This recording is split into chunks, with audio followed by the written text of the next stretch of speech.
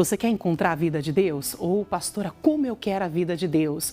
Então, preste atenção na orientação do Espírito Santo, porque a palavra de Deus, ela produz vida em nós. Não a vida natural que o homem conhece, mas a vida do próprio Deus em nós. Quando nós passamos a viver a vida de Deus, tudo na nossa vida flui. Claro que as lutas podem se levantar, pois faz parte da vida, mas quando vivemos a vida de Deus, nós olhamos com os olhos do Senhor, os problemas se tornam pequenos e as vitórias se tornam grandes na nossa vida. E nós já vamos entrar na palavra de Deus. Vamos ver aqui a respeito de um rei que teve o seu coração inteiro na presença do Senhor, um homem que buscava de fato ao nosso Deus. Como eu, como você, nós estamos aqui hoje juntos, reunidos como Igreja de Cristo, você aí na sua casa, eu aqui nos estúdios, mas unidos num só propósito. Qual propósito é esse? De buscar ao Senhor.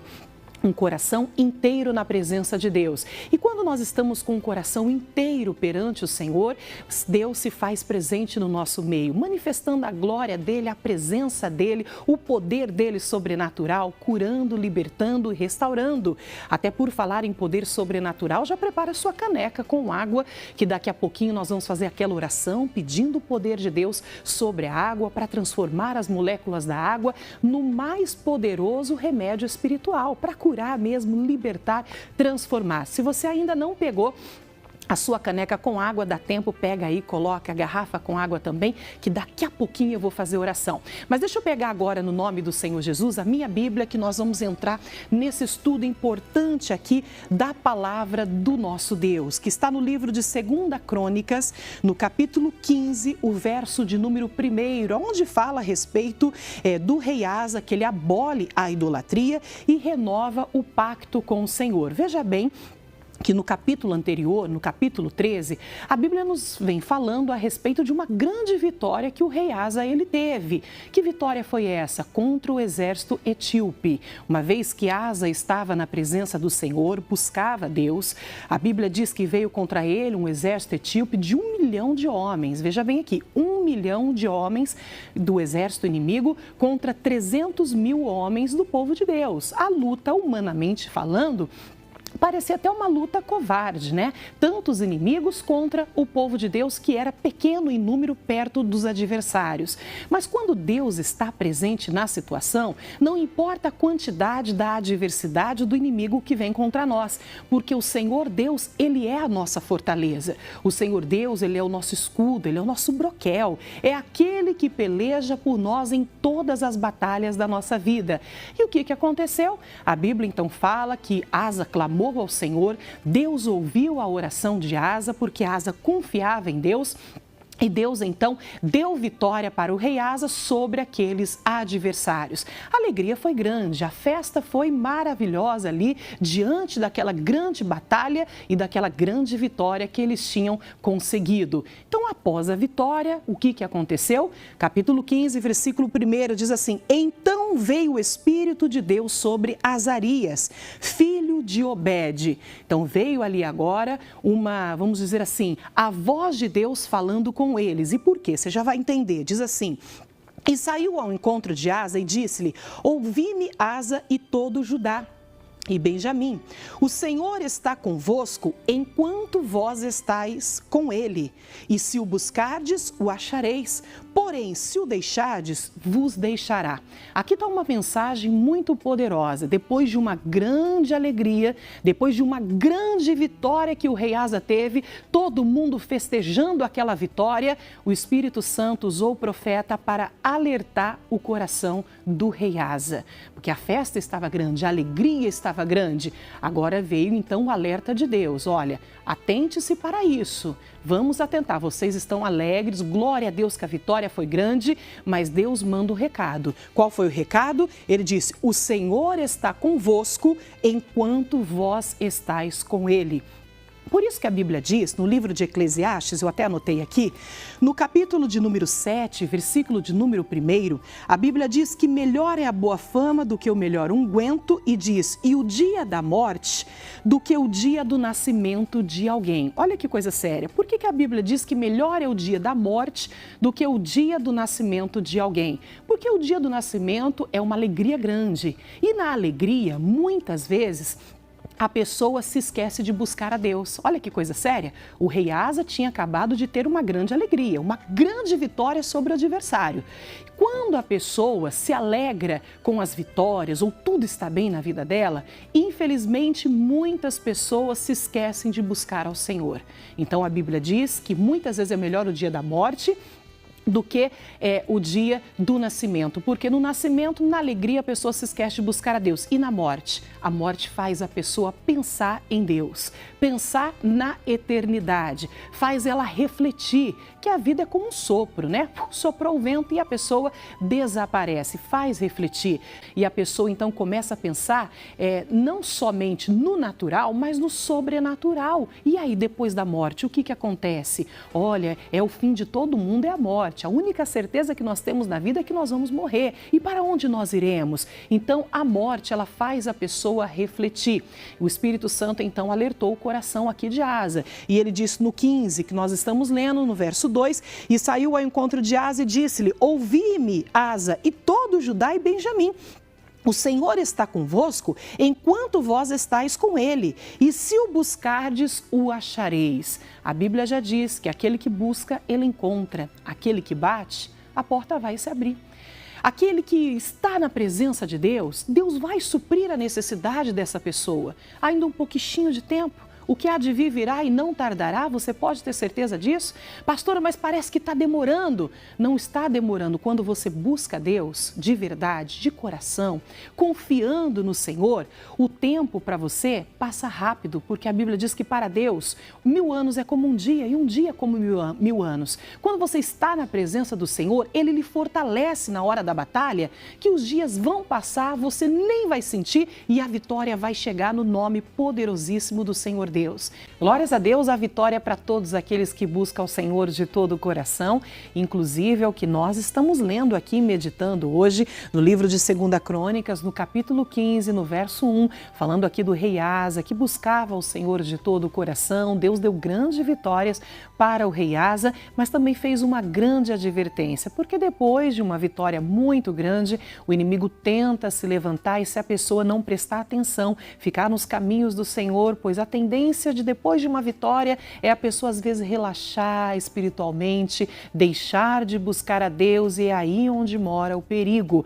A Bíblia já diz que o diabo, ele é o nosso adversário, ele anda ao nosso derredor, bramando como leão, buscando a quem possa tragar. Não podemos dar brecha para o inimigo. A vitória veio, louvado seja o nome de Jesus. Eu vou continuar buscando mais ao Senhor para que eu possa alcançar mais vitórias da parte do nosso Deus. Nunca se esqueça de buscar ao Senhor. Então Deus usou o profeta para poder falar com o rei Asa, dizendo no versículo de número 2, ele diz: e saiu ao encontro de Asa e disse-lhe: ouvi-me, Asa, e todo Judá e Benjamim. O Senhor está convosco enquanto vós estáis com ele. Se o buscardes, o achareis. Então todo aquele que busca, ele encontra. Aquele que bate, a porta vai se abrir. Mas ele dá uma advertência. Porém, se o deixardes, vos deixará. Isso é muito sério. Nunca deixe de buscar ao Senhor.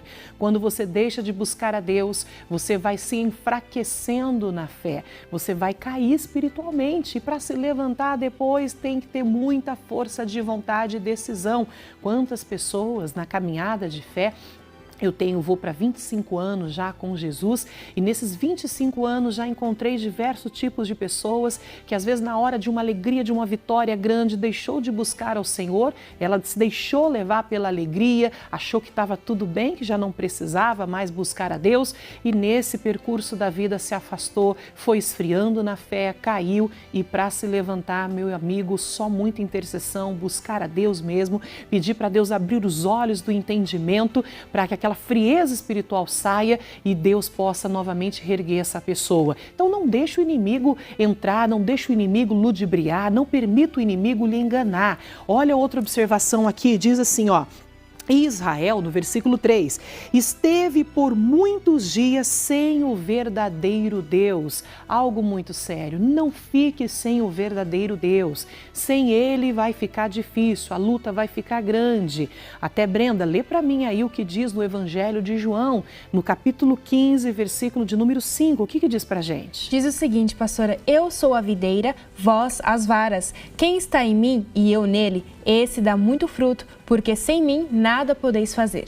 Então, olha que coisa séria, sem Jesus nós não podemos fazer nada. O que Israel fez? A Bíblia diz que Israel esteve por muitos dias sem o verdadeiro Deus. E o que acontecia? O inimigo se levantava. E quando a pessoa fica sem Deus, o inimigo se levanta, ele consegue atacar, ele consegue fazer aquilo para qual ele foi enviado. Ele diz, eu vim, Jesus nos falou a respeito disso, ele diz, o diabo veio para quê? Para matar, roubar e destruir.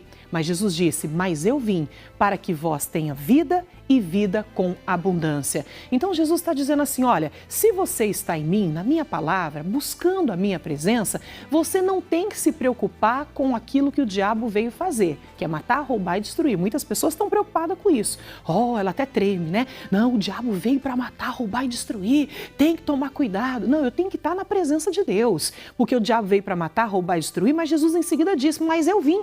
Esse mas eu vim, Jesus está querendo dizer assim, olha, se você está na minha presença, me buscando de coração, esquece aquilo que o diabo veio fazer, porque eu vim para aniquilar as obras das trevas. Eu vim para lhe dar vida e vida com abundância. Nunca parte o seu coração de Deus, da verdadeira sabedoria, que abre os nossos olhos do entendimento, nos levando no caminho seguro. Israel esteve muitos dias sem o verdadeiro Deus. E sem sacerdote que o ensinasse e sem lei. A Bíblia diz que sem profecia o povo se corrompe, e é verdade. Sem a direção de Deus o povo anda como, desculpa a palavra, mas é barata tonta de um lado para o outro, sem saber o que fazer, sem saber que a atitude de apartar de Deus, nos afastar da verdadeira sabedoria que vem do Senhor e da sua palavra. Aí ele diz mais assim, versículo 4, mas quando na sua angústia, que a angústia se levantava, né? Obviamente, deixou de buscar a Deus, a luta surgiu, a angústia bateu a porta. Lembra que falamos no primeiro bloco?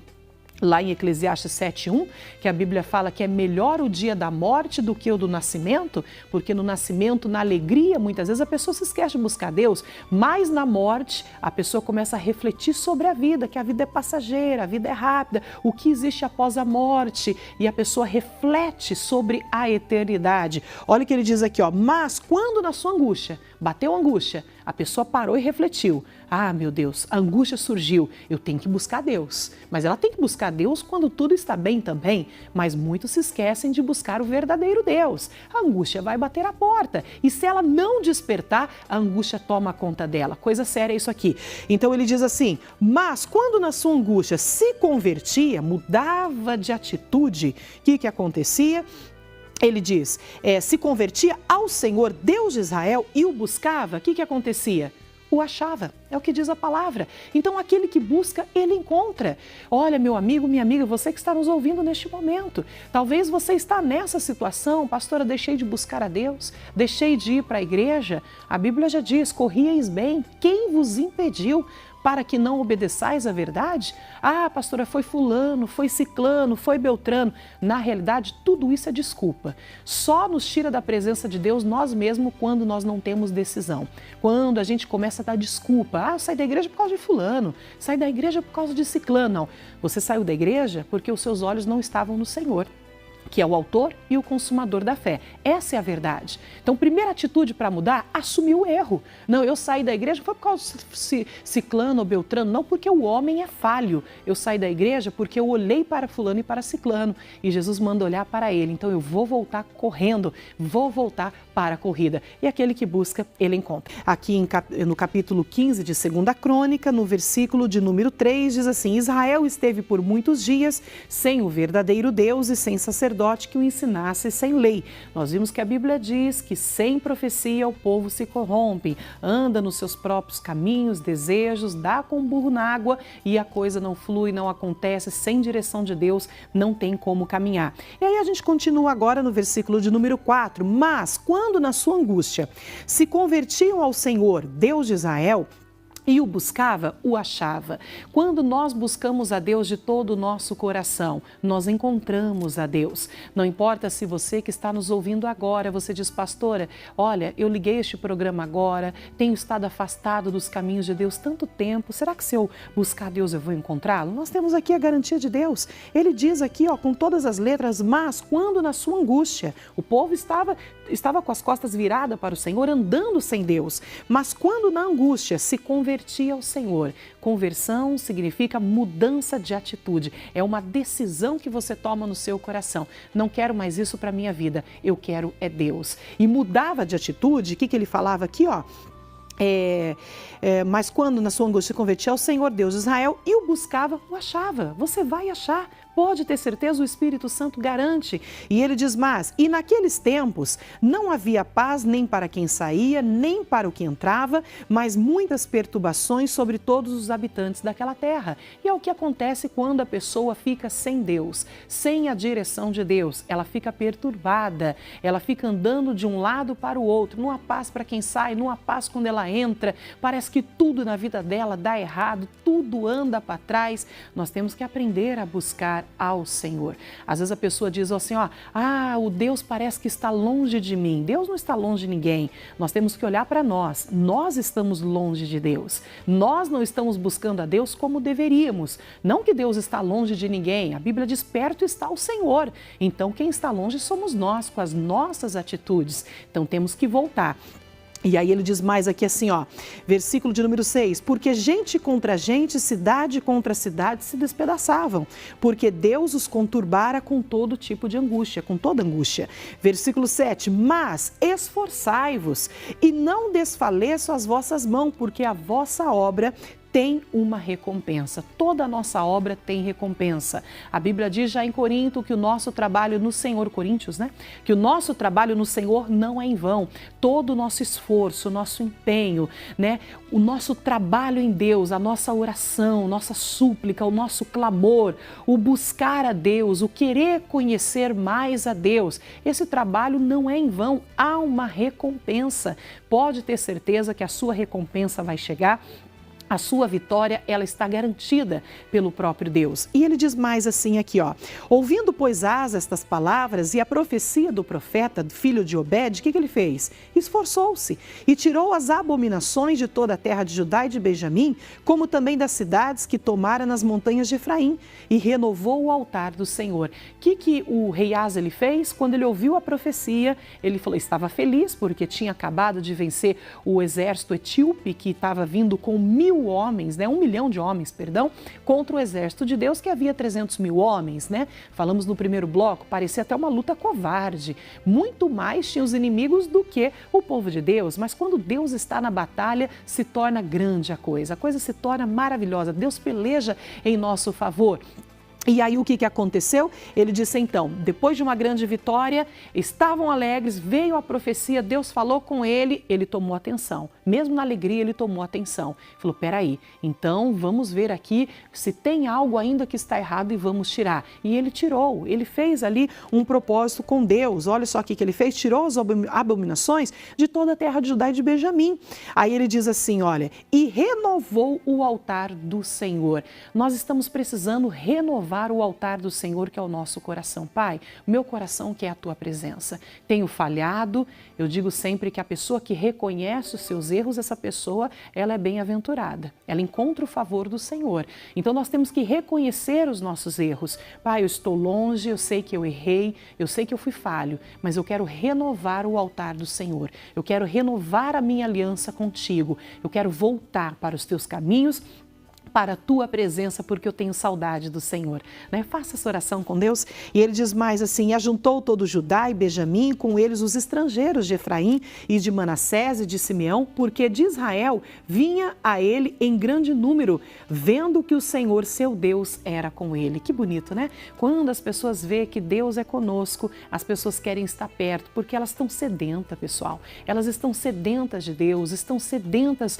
A Bíblia diz que a criação anseia ver a glória do Senhor, e a glória de Deus ela é manifesta através da nossa vida. Quem é a criação? Aqueles que ainda nem conhecem a Deus. São criação de Deus. Quem já teve um encontro com Cristo passou de criação a ser filho de Deus. A criação anseia ver a glória do Senhor. Os que não conhecem a Deus anseiam ver naqueles que já conhecem a glória de Deus se manifestando, a paz, né?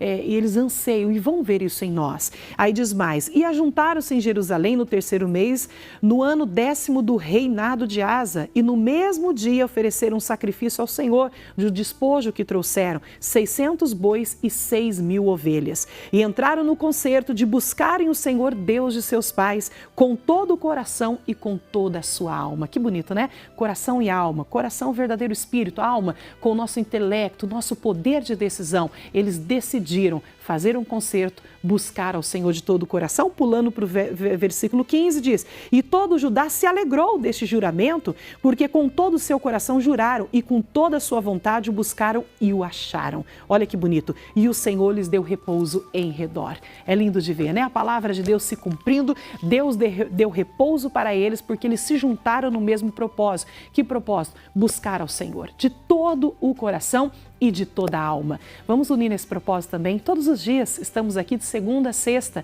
no nome de Jesus, trazendo a palavra de Deus, buscando a Deus. Deus vai operar maravilhas no nosso meio, participando das orações, participando do mesmo propósito, de buscar a Deus de toda a nossa alma, de todo o nosso coração. Quando nós buscamos o Senhor, verdadeiramente nós encontramos a Deus, encontramos o benefício do Senhor, encontramos a glória de Deus na nossa vida. É o que a gente está precisando, então vamos nos achegar ao Senhor de todo o nosso coração.